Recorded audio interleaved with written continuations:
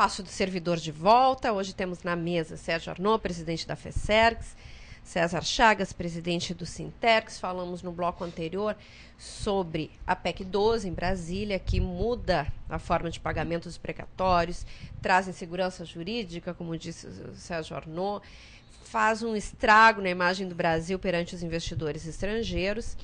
Mas tem muito estrago aqui pelo Rio Grande do Sul, que pelos pagos está complicado. Tem a PEC 200, já remetida à Assembleia Legislativa. Sintergs, FESERGS estão fazendo um corpo a corpo, um trabalho intenso junto aos deputados, porque é uma medida que o governo propõe que tira lá conquistas que são históricas, que dão segurança para quem quer ingressar e completar a sua vida, né, no serviço público, e que agora, estranhamente, recebe o apoio de uma entidade empresarial. E eu quero justamente começar por aí, Sérgio Arnaud. Qual é a tua manifestação com relação à ingerência da Federação sobre os deputados estaduais para que aprovem essa matéria que retira direitos históricos? É muito estranha essa interferência da Federação, que representa as organizações comerciais do Estado, num assunto que não lhes diz respeito. Aliás, eu quero dizer que grande parte das dificuldades que o Tesouro do Estado vive é exatamente em função das frequentes isenções fiscais que oferece ao empresariado. Pois bem, agora o empresariado vem meter o seu nariz indevidamente, pressionando os deputados de forma totalmente inadequada, constrangendo os deputados. Aliás, nós sabemos que no Brasil isso é um problema muito sério, né? Porque os deputados geralmente recebem doações do empresariado para custar suas... poder econômico aí. Exatamente. Então agora isso se traduz, isso fica aberto perante a sociedade, para que a sociedade entenda como é que se dá este jogo. Ou seja, financiam as campanhas eleitorais dos deputados e depois vão lá cobrar para que votem assim ou assado, afetando diretamente conquistas históricas dos servidores. Então nós somos frontalmente contra esta ingerência, denunciamos perante a sociedade quais os interesses que estão por trás desta intervenção da Federação junto aos deputados. Tem um aspecto que eu considero, certamente as pessoas que estão em casa também, muito importante nesse debate.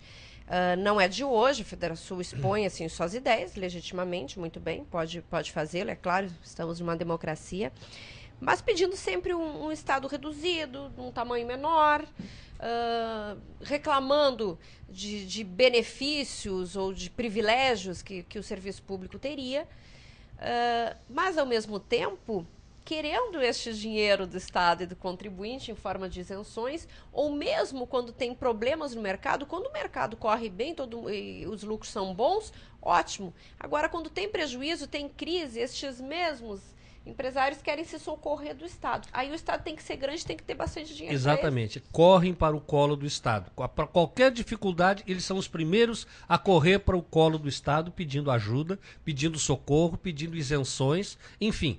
Mas nós queríamos dizer duas coisinhas mais, Sandra. Em primeiro lugar, já passando para a questão da PEC 200 e suas consequências. Ela traz insegurança para todos os servidores públicos, não aqueles que vão ingressar, mas os que já estão, porque perderão direitos, perderão os seus quinquênios, perderão os avanços, a sua incentivo à progressão funcional. Perdem o futuro. Ou seja, perdem qualquer perspectiva de investimento na sua carreira. Segundo lugar, perdem também uma série de garantias àqueles novos que vão entrar, porque já entrarão de forma não atrativa no desempenho do serviço público.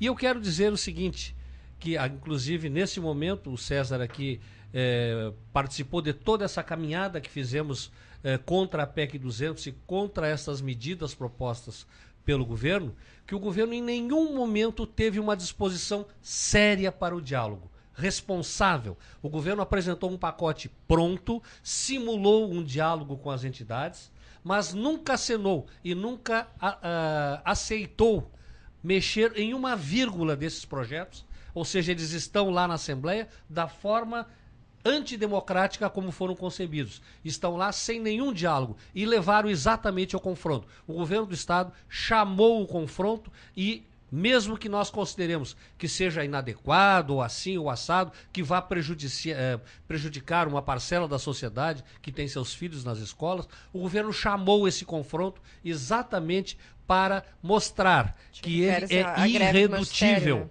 Mas o governo é que é o responsável pela eclosão dessa greve. César. Se as pessoas tiverem uma memória um pouquinho mais aguçada, vão lembrar como é que foi a questão em Minas Gerais. Em Minas Gerais houve o escândalo Aécio que foi rapidamente abafado. Por quê? Porque foi descoberto em Minas Gerais que grupos empresariais patrocinaram o choque de gestão. Por quê? Porque eles buscam a questão do Estado mínimo. O Estado mínimo é um Estado pequeno, um Estado enxuto, de pessoas ganhando muito bem, como nós estamos vendo recentemente, e o restante dos trabalhos com trabalhadores mal remunerados, mal valorizados e muitos terceirizados, inclusive. E a história parece que se repete aqui no Rio Grande do Sul, quando nós estamos vendo aí os empresários que interferindo mais uma vez no setor público, buscando também aqui essa política de Estado mínimo, como disse o nosso presidente Sérgio Arnaud, buscando para que o ônus do déficit zero fique exclusivamente em cima dos servidores do Poder Executivo, que estão pagando o custo e que terminando com esse custo desse Estado hoje, que presta um serviço eficiente e qualidade, vai sobrar mais recursos para o empresariado, que continuarão gozando de benefícios com a não cobrança da dívida ativa, com as isenções fiscais, com os incentivos fiscais, e isso sim que prejudica a receita do Estado e não o salário miserável do nosso trabalhador, que nesse momento vem sendo atingido. Exatamente, você tocou num ponto muito importante. O mesmo planejador que planejou o choque de gestão em Minas Gerais foi o senhor Falcone, que também foi contratado aqui pelos empresários. Ele não foi contratado pelo governo do Estado, por nada. Foram os empresários que trouxeram a consultoria do senhor Falcone, que essa semana foi capa da revista Exame. Exatamente. Foi capa da revista Exame e que concebeu este choque de Estado em que cria uma situação abismal. Meia dúzia de servidores encastelados, ganhando muito, e o grosso, aqueles servidores que atendem no dia a dia, os servidores do Poder Executivo, que atendem seus filhos nas escolas, que atendem os nossos filhos, parte da população, que atendem a segurança pública, que atendem, enfim, na saúde, esses foram abandonados, como lá em Minas Gerais, aqui também. Então nós fazemos esse Estado. Inclusive é importante registrar aqui que dentro dessa linha política existem 3 projetos na Assembleia Legislativa transformando a Secretaria da Fazenda, dividindo a Secretaria da Fazenda em 3 órgãos independentes, inclusive do Estado.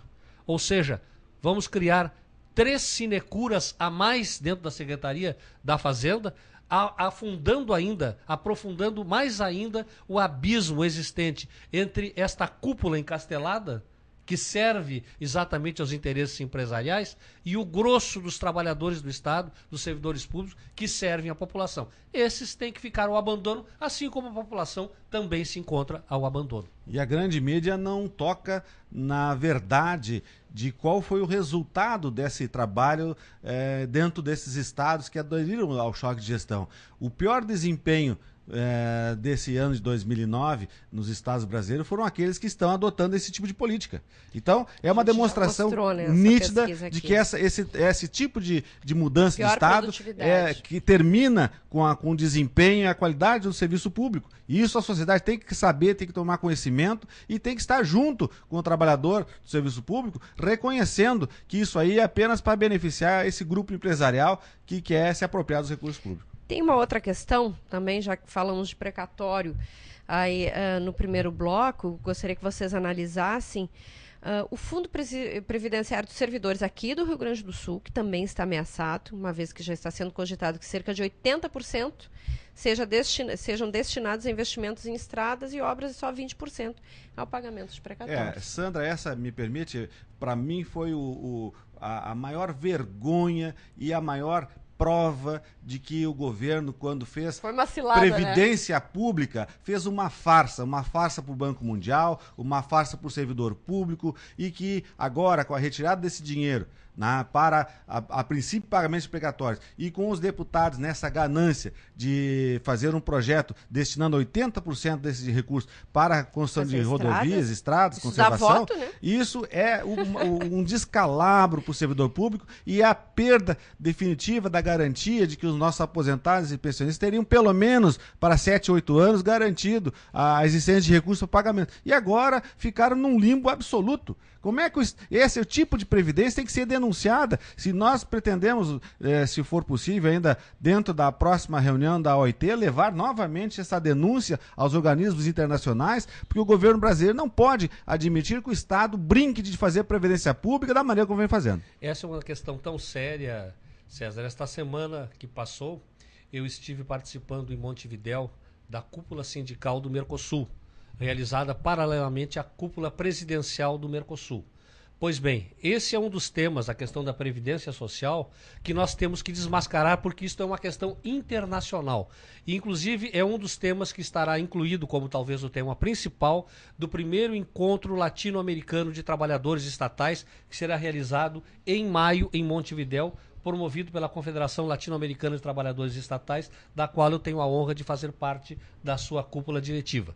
Então, essa questão mostra que o discurso do governo não é sério. Quando criou este fundo, destinando a ele parte dos recursos das vendas das ações do Banrisul, tinha o discurso de que era para prever o futuro das pensões no setor público. Agora, à véspera das eleições, lançam mão de forma eleitoreira desses mesmos recursos para favorecer exatamente quem? Os prefeitos, porque são os principais cabos eleitorais no ano eleitoral que se aproxima de 2010. Então isso deixa claro que o governo não é sério.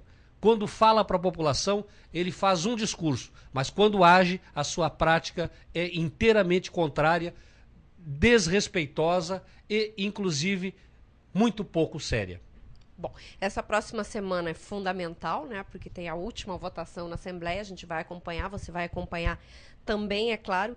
E antes da gente encerrar, eu anunciei, né, uma notícia muito positiva aí, que é a conquista da Carta Sindical do Sintergs. Sandra, antes de mostrar aqui a nossa carta, a nossa grande conquista, eu queria convocar os nossos colegas técnicos científicos para o dia 16, quarta-feira, para a grande assembleia da categoria, para discutir um momento importante dos projetos e do reajuste salarial. Dia 16, quarta-feira, dia 16, quarta-feira, pela manhã, nós estaremos comunicando o horário, mas já ficam todos aí notificados no site Sintergs. Mas aqui está a grande conquista de 7 anos de luta do sindicato. Sandra, por que essa carta é importante? Porque o Estado do Rio Grande do Sul vem constantemente recursando todas as ações do Sintergs, questionando a legitimidade de representação da entidade. Isso levou a muitos colegas da saúde, do DAER, do IRGA, da FOSPA, a receber seus direitos muito depois. Não, agora já tem suas credenciais, agora, não tem mais desculpa, estamos garantindo César. a legitimidade do sindicato. Tá muito bem, obrigada aos dois, obrigada principalmente à sua audiência. Não esqueça, tá aparecendo o nosso e-mail aí, se você tiver críticas, sugestões, informações, qualquer colaboração será bem-vinda. Muito obrigada pela sua audiência, a gente tem um novo encontro no próximo sábado, às 4 da tarde, aqui na Ubra TV. Uma ótima semana e até lá.